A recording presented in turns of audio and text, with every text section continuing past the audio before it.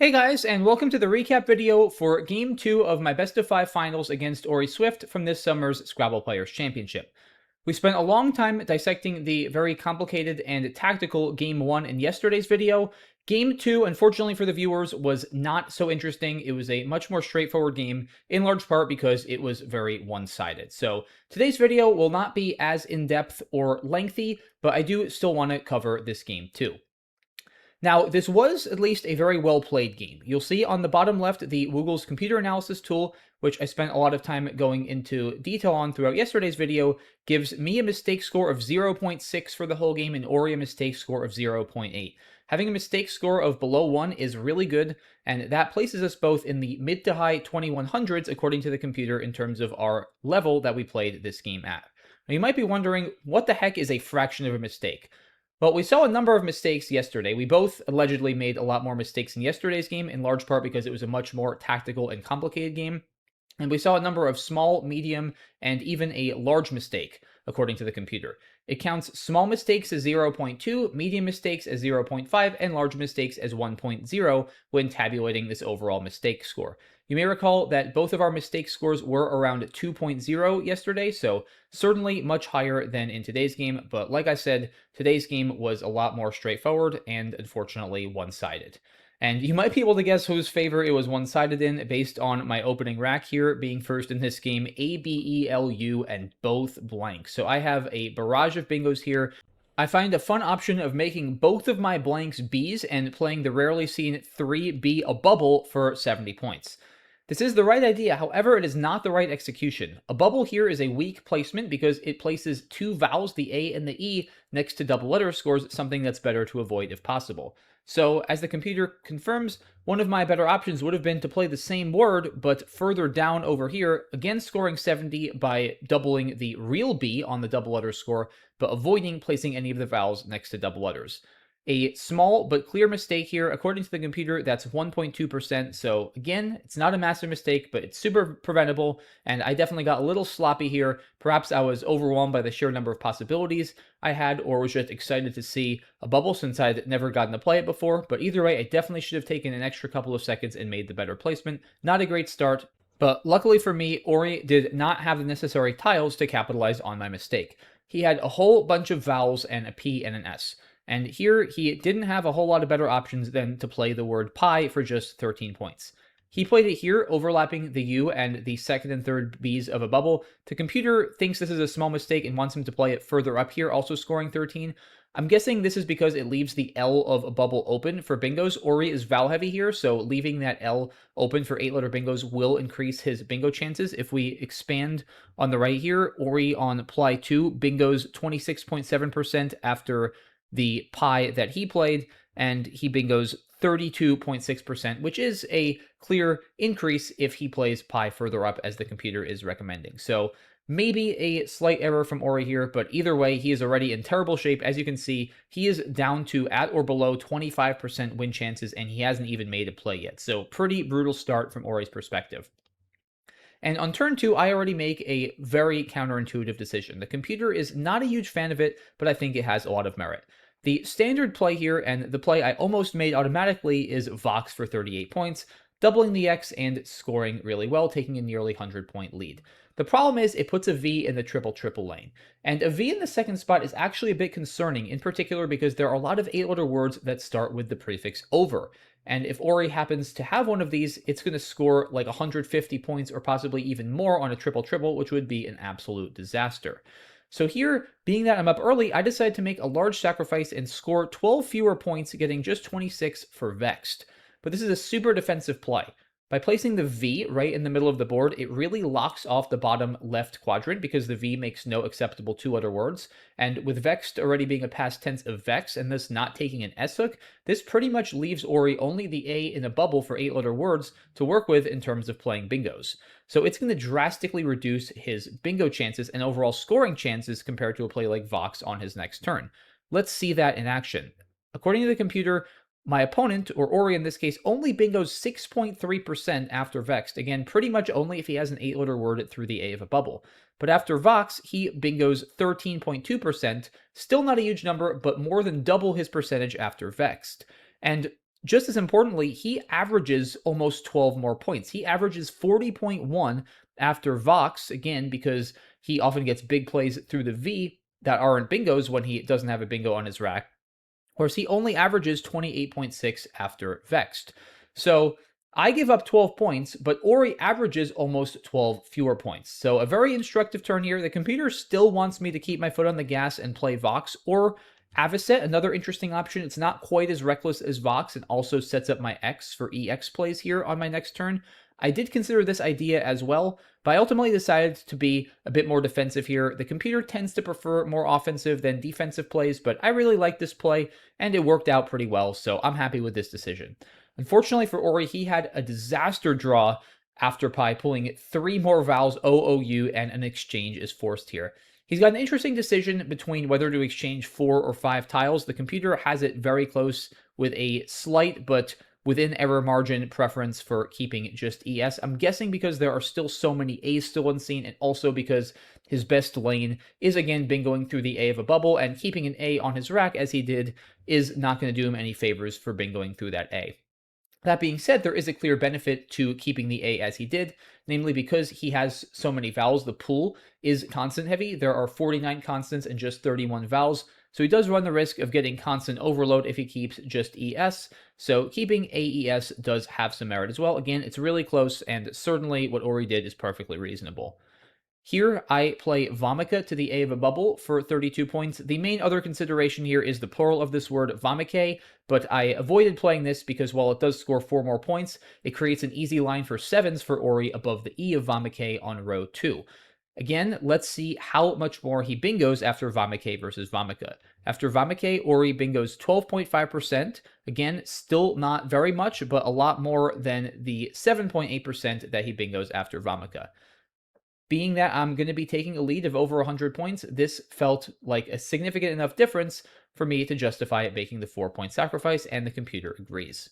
Orry draws more vowels after his exchange. He is already in dire straits here, and he makes a good play. He plays AE and Vomicae for 18 points. Yes, it does open up row 1. There are a ton of tiles that go before AE to make 3 other words, and Orry is actually expecting me to play there, but he figures if I play there, then he'll maybe at least be able to bingo down from one of the tiles in Vomicae, or maybe through the T of Vexed or something, but he's pretty desperate at this point. He's got to keep the board open and be proactive, and that's exactly what he does. Here, I don't have anything all that great. It feels like the kind of rack I should have a bingo or some sort of really good play. I spent a while here convincing myself that Freon, which I ended up playing, was really my best play, and it looks good. There are a bunch of similar plays on the top row that score 27 and keep a decent leave, and this seems pretty identical with Often, which I considered as well. Ultimately, deciding on Freon, I think just because there were still 5 R's unseen, and I wanted to avoid having duplicate R's if possible, so I elected to get rid of my R and keep the T over keeping the R and getting rid of the T with Often, and the computer basically has them equal. Orry draws the J, so he does at least have a scoring tile, but still not a whole lot to work with. He goes with Joel over here. The computer wants him to play G, which is a cool insertion between Freon and Vomicae for 12 more points. And this is certainly better on equity, but I think the computer is not realizing just how bad a situation Orry is in, because the problem with G is it not only doesn't open anything, it closes a lot of his lines. And like I mentioned at some point in Game 1, the computer simulations here are equity-based, so they are going to assume that I'm going to make the top equity play, which I am very often not going to, being up 100 on a closed board. I'm going to do everything I can to limit Orry's options after this play, or I should say continue limiting Orry's options even at my own expense. So Orry is not going to get a good play as often as the computer probably thinks he will after G.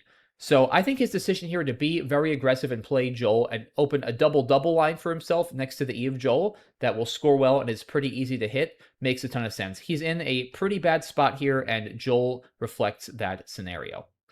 Here, I have a bit of an awkward rack, and I sort of figure I have to take out this strong double-double line Orry just created. I played Mutt for 20 points, keeping AGO to take out that line. I do allow Orry to potentially bingo next to the T of Mutt if he can start a 7-letter word with a vowel, or to hook EM with something such as Rem if he has the appropriate tile. But these bingos are going to be a bit harder to hit and also score a lot less than the double-double would have scored. The computer here makes a recommendation I think is frankly crazy. It wants me to play Tautog for 18 points here, but Tautog takes an S. There are 4 S's still unseen, and I could let Orry right back into the game if he has a 7-letter word starting with an S, which would score possibly 100 plus points. So this to me seems really foolish with this kind of lead. That being said, these choices, as you can see, are all very close. It only assesses a 0.3% mistake. Maggot is another option here. I didn't like putting this O next to the double letter score and making it easier for Orry to not only bingo down the D column, but also score more with his bingo if he has a 7-letter word starting with something like an H or a W. So I'm okay with Mutt over here. The computer thinks there are a few very slight improvements, but this is perfectly reasonable. Orry still doesn't have a playable bingo, although his rack is improving. He doesn't have anything better to do than to continue to balance his rack and score with and hope for a bingo on his next turn. Here, I decide to deviate a little bit from my strategy the last couple of turns. I really don't have any good plays on this rack, and I decided to score at the expense of opening the board a little bit with Ingot. I'm starting to feel like I can't necessarily keep this board completely locked down. Orry does have lines still hooking Eam. Deem, for instance, D-E-M-E is a word, and also front hooking the T of Mutt, like I mentioned before. And without a way to keep an ironclad grip on this board, I decide to change strategy slightly, scoring as many points as I can with Ingot, and also getting rid of one of my I's and one of my O's, figuring I'm going up over 100. Even if Orry bingos, I'll still be in the driver's seat, and I can hopefully outrun him. The computer does approve of this decision. Orry, unfortunately for him, has a disaster draw, pulling the dreaded Q. And here he's in an absolutely brutal spot. Here he makes a counterintuitive play, burning all of his good bingo tiles and saving the Q by playing Annals for 23 points. This is absolutely not a play Orry would consider making if the score weren't so lopsided in my favor. His logic here is he's getting really desperate, he needs to open the board, and the Q, if he gets really lucky, could actually help him get a really high scoring bingo if he draws one of the 2 remaining U's, and hits something to the S of Annals that he's opening and might get him back into the game. The problem is his other options are just so weak. If he plays Chi for 11, then he's blocking one of his best bingo lines, and even keeping a strong lead like AELNOS, a lot of the 7-letter words that he draws are not going to play, because again, I am going to do everything I can to keep this board shut. He could consider exchanging, perhaps trading OQ or even just the Q to leave that eye open. But again, the problem is I'm very often going to block it anyway. So I think Orry here actually made a good adjustment. I did notice a lot of people were critical of this decision online. I actually think it's a very reasonable play because, again, the computer here, despite classifying it as a mistake, is not giving credit for the fact that I'm going to play this much more defensively than an equity-driven opponent it's assuming will. So I think Orry's decision here to go all out and force this board open, even at the expense of keeping the Q and just hoping to get really lucky, makes a ton of sense given how bad this board is and how large his deficit is. Unfortunately for him, I am drawing like an absolute fiend this game, and it did not work out. I drew 4 consonants, which was the perfect draw to my 3 vowel leave, and quickly played Tabarins for 83 points to the S he just opened, more or less locking up this game. At this point, there wasn't really that much to think about on either of our sides. Orry had a terrible draw once again after keeping his Q. He's forced to dink off his Q for 31 points here, keeping an imbalanced leave. I do draw poorly, pulling 5 vowels and a Y. I don't really have anything all that great. I play Yuan for 14 points. I would have liked to do something a bit more defensive, but this does at least block that N as well as the O and Annals and balance my rack a little bit. There really isn't anything better to do here. The computer approves of this choice. Orry draws a Y, which is no help to him. He plays Aviary, which is just about as good as anything here, getting rid of his Y and opening more space. It's just about the only thing he can do. I have a perfect response, though, as, again, I've been drawing really well this game. I play Hey, scoring well, and blocking several of the lines Orry just created. Orry draws very clunkily. He does pull 2 S's, but also the Z and the U. Definitely not the kind of tiles he needs when he's down almost 200 points and needs to bingo urgently. As you can see here, the computer gives every play he has just a fraction of a % win chances. He plays Sour. I think keeping the Z in this score actually makes sense because, yes, he does need to bingo, but he also needs to bingo for a lot. And keeping the Z gives him some chances at miracle 100 or even 120 plus point bingos if he gets the right tiles out of the bag. Unfortunately, he did not get the right tiles out of the bag, but I did. Once again, keeping an E and 2 eyes, I'm an absolute luck box and draw Lenition, and this is just about going to do it, guys. I'm up over 200 points. Orry has nothing better to do than play Watts for 44, and to add insult to injury, I draw yet another bingo, getting down ungirded for 80. Orry does get down Zeds for 72, And then after an academic endgame where I play Wed, Orry plays Kif, and I go out with Crap, I win this game 528 to 321. So that's going to do it for this one, guys. Mostly the tile bag was the main story in this game. I completely outdrew Orry. I am happy with a couple decisions I made, especially early on, some of my more tactical and defensive decisions that set me up well to take control of this game. But obviously, the tile bag really didn't give Orry a chance here, and this was not a fair fight. So I was feeling pretty solid after this game. I was up 2-0.